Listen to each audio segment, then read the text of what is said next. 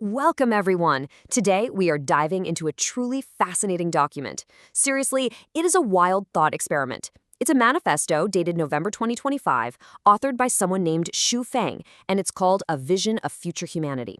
We're going to take a completely impartial look at this radical blueprint for human existence, which the author calls the second home model. It's a massive, ground-up reimagining of literally every single aspect of how we live, work, and interact. So whether you see this as a perfect utopian dream or, well, something else entirely, it is absolutely worth a closer look. All right, here's what we're covering in today's explainer. We'll start with the AI Chani Warren then move into A World Without Ownership, followed by Redefining Family and Love, then The Rules of Daily Life, and finally, we'll wrap up with the ultimate choice. Let's get right into it. Section 1. The AI Chan Yuan Order, Global Governance. Okay, let's dive right into this because the second home model doesn't just tweak society, it completely tears it down. The manifesto explicitly states that a whole bunch of major institutions will just entirely disappear. Nations, gone. Families, religions, political parties, and all global governments completely vanished. They even get rid of currency. No money at all.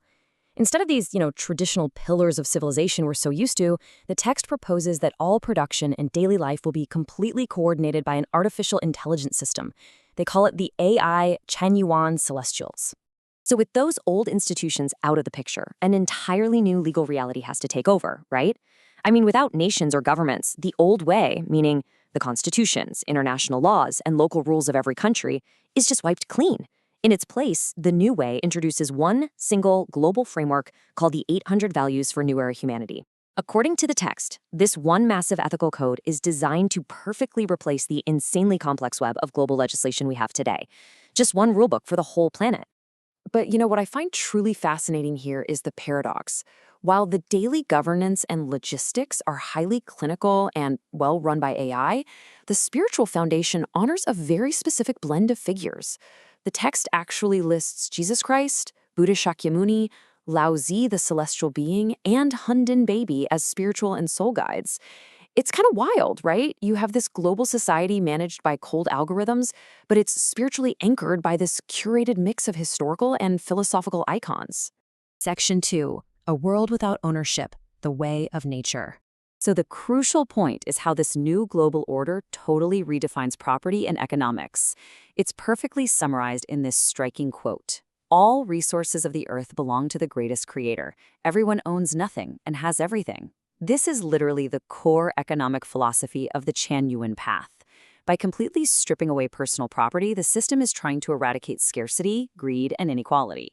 The logic here is basically, if no single person can claim individual ownership over land or resources, then suddenly every single person has access to the collective abundance of the entire planet. It's like flipping the concept of wealth completely upside down. And think about what happens next. Without the constant, exhausting pursuit of wealth, and without the stress of protecting your stuff or earning a paycheck, the whole purpose of humanity shifts. The fundamental ethical principle becomes purely about living happily, joyfully, freely, and blissfully. In this system, your only real job, your primary directive, is just to live in constant harmony with each other, with society, and with nature. Section 3. Redefining Family and Love, New Relationships. Okay, we are zooming in now from the macro level of global economics to the micro level of our most personal relationships. And honestly, this is where we see some of the most radical departures from modern life anywhere in this blueprint. The text states that affection and sexual love will follow the principles of, quote, adapting to circumstances with ease, flowing with fate, acting with love, and taking action as opportunities arise. So in the second home model, traditional constraints like marriage, lifelong commitments, or exclusive partnerships, they are completely stripped away. Love is reimagined as this very flowing, situational thing, totally untethered from possession or permanent bonds. And this brilliantly illustrates exactly what that philosophy means for the next generation. Let's walk through this timeline of a child's life in the second home, because it is stark. At year 0, birth, fathers are entirely unknown. From there until year 3, the mother accompanies the child. But, and here's the kicker, once year 3 ends, that exclusive biological bond is over. Done. From year 4 onwards, the child is raised, educated, and cultivated entirely by the home. The traditional nuclear family unit is completely dissolved, and it's totally replaced by a system of collective rearing and education. And this collective management doesn't just stop at childhood, it extends throughout the entire lifespan of a citizen. Look at step 1. Every single adult citizen relocates every 3 years, and this is completely arranged and coordinated by the AI Chanyon Celestials. You literally never put down permanent physical roots in one neighborhood. Then, step 2. The elderly live out their later years in the second home, which are these designated spaces where they can just enjoy life until the end. And finally, step 3. All matters after passing are systematically handled by the Life Chanyon funeral system. So, from birth to death, the human experience is basically this ongoing AI-mandated journey of constant movement and collective care. Section 4. The rules of daily life, guiding the path. Now that we understand the big picture life cycle, let's look at the day-to-day rules. And wow, they are strict. Birthdays, exchanging gifts, and forming special emotional or benefit-based relationships are explicitly forbidden. I know, outlawing a birthday cake sounds incredibly jarring at first, but actually, it's logically consistent with the earlier dissolution of families. By banning birthdays and personal gifts, the system is actively trying to prevent the formation of exclusive, favored attachments. The whole goal is to make sure that all love, energy, and resources stay directed equitably toward the entire collective, rather than getting fragmented into little cliques or couples. This exact same logic applies directly to societal celebrations, too. The framework really clearly contrasts what's allowed versus what's forbidden. Only natural festivals are allowed. Completely forbidden are any festivals related to gods, Buddhas, saints, persons, nations, parties, religions, or ethnicities. It's a really fascinating contrast, right? Because earlier we saw a list of honored spiritual guides, but here we see that any personalized or religious holidays dedicated to them, or to any historical figure or nation for that matter, are totally erased just to maintain a unified single culture. Now, Zhu Feng's blueprint does note that these sweeping changes are meant for those who share the same frequency. If you're intrigued and want to deepen your understanding of the precise nitty-gritty mechanics of this society, the manifesto points to 3 specific texts: the Chenyuan Corpus, the Zhu Feng Corpus, and the Second Home Program.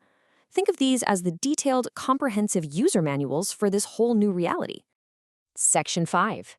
The Ultimate Choice, Voluntary Participation. Now, what's really interesting here is that for a manifesto outlining such an all-encompassing global reset, there's actually a built-in release valve.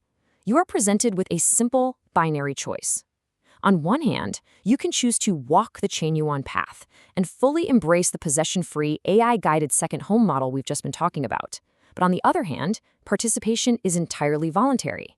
The text clearly states that if someone doesn't want to go in this direction, another continent will be arranged for them in the future. Over there, dissidents can live and work according to their own preferred way. As the text reassures, each shall be well. Basically, you're given a totally separate space to live exactly as you wish without interfering with the Changyuan path. Which brings us to the end of our explainer today and leaves us with one incredibly provocative question. Based on this blueprint, which continent would you choose? I mean, really think about it. Would you surrender ownership, the traditional family unit, and personal roots for a theoretically blissful AI-coordinated life where you own nothing but have access to everything? Or would you immediately pack your bags for the other continent to keep your traditional freedoms and relationships, flaws and all? It is a fascinating thought experiment into the extreme edges of human societal design. Thank you so much for joining me on this explainer, and I will leave you to ponder that ultimate choice.